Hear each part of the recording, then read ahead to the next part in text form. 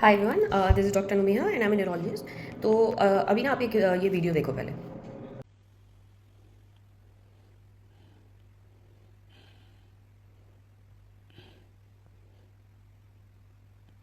इसमें बेसिकली हो क्या रहा है कि सीवियर ना लेग क्रैम्प्स हो रहे हैं। तो कई बार अक्सर जो होता है ना, फीमेल्स को में ज़्यादा कॉमनली होता है, और अक्सर जब रात के टाइम पे लोग सो रहे होते हैं ना, तब अचानक से बिल्कुल ही ना ऐसा क्रैम्प होता है और इतनी सीवियर पेन होता है ना कि आपकी नींद खुल जाती है। मतलब आप बिल्कुल मतलब एगोनाइजिंग होता है बहुत ही ज़्यादा ना, आप हाउल करोगे, चिल्लाओगे, इतना सीवियर पेन होता है। मुझे भी हो चुका है कई बार। तो इसके ना ये जितना देख के डेंजरस लग रहा है ना, उतना डेंजरस है नहीं, मतलब यूजुअली नहीं होता है। इसके मोस्ट कॉमन कॉजेज होते हैं, जैसे अगर आप किसी भी वजह से अगर आपकी मसल फाइबर्स जो है ना वो अगर इरिटेटेड हैं, एजिटेटेड है ना, तो उसकी वजह से आपका लेग क्रैम्प हो सकता है। मतलब सीवियर सडन कॉन्ट्रैक्शन जो बहुत पेनफुल हो, और वो थोड़ी देर के बाद सबसाइड हो जाएगा।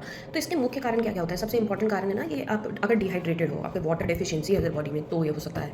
फिर उसके बाद जैसे कई बार होता है ना, लोग फास्ट करते हैं, लंबा फास्ट करते हैं, जैसे किसी की कोई पूजा हो रही है या कि कहीं पे कोई डेथ वगैरह हो जाती है, तो भी एक लंबा टाइम होता है जिसमें नमक वगैरह खाना अलाउड नहीं होता है या ऐसा कुछ होता है। तो उस समय में भी एक तो आप पानी भी कम पी रहे हो, और आपके बॉडी में ना सॉल्ट की कमी है, सॉल्ट और इलेक्ट्रोलाइट्स की।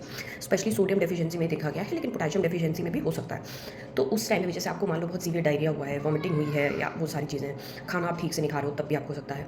तीसरी चीज़ है ना कि कुछ वाइटामिन होते हैं जो हमारे मस्कुलर मूवमेंट के लिए, नर्व्स के फंक्शन करने के लिए ना बहुत इंपॉर्टेंट होते हैं, जैसे स्पेशली वाइटामिन डी जो होता है।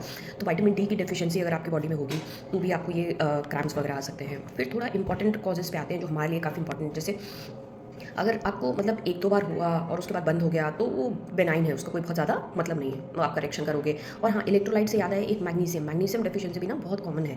मैग्नीशियम भी जो होता है हमारे न्यूरोमस्कुलर फंक्शन के लिए ना बहुत इंपॉर्टेंट एक इलेक्ट्रोलाइट माना गया, तो इसकी भी कमी होगी अगर आपको, तो भी आपको लेग क्रैम्प्स हो सकते हैं। अब आते हैं न्यूरोलॉजिकल एस्पेक्ट्स पे जो हमारे लिए इंपॉर्टेंट है। जैसे अगर किसी के नर्व्स डैमेज हो रहे हैं, अगर मेरे पैरों के नर्व्स डैमेज हो रहे हैं ना, तो जो ट्रांसमिशन मेरे मसल को जाना चाहिए था विथ माई नर्व्स, वो जा नहीं रहा है, वो हैम्पर हो रहा है, वो अच्छे से हो नहीं रहा है, तो उससे भी लेग क्रैम्प्स हो सकते हैं। तो कोई भी पेरिफेरल न्यूरोपैथी, मतलब अगर कोई भी कारण है, जैसे शुगर हो गया, किडनी हो गया, किडनी की डिजीजेज हो गई, कोई मल्टीपल माइलोमा जैसा कोई क्रॉनिक कैंसर डिजीज़ हो गया, एनीथिंग जो आपके नर्व्स को डैमेज कर रहा है, वो चीज़ आपको क्रैम्प्स कर सकती है कॉमनली। तो ये मोस्टली ना कॉमन कॉजेज़ हैं जो क्रैम्प्स के हैं, और कुछ थोड़े से डेंजरस कॉजेज़ भी होते हैं, लेकिन मोस्टली ये बेनाइन होता है। तो अगर आपको कभी भी हो रहा है, और प्रेगनेंसी में भी बहुत कॉमन होता है, प्रेगनेंसी में भी, क्योंकि ये फ्लूइड इलेक्ट्रोलाइट बैलेंस जो है ना, ये बड़ा शिफ्ट करता रहता है, तो इसकी वजह से भी हो सकता है। तो ज़्यादा घबराना नहीं है, अगर कंटिन्यूअस होता है तो फिर विजिट डॉक्टर। बाय।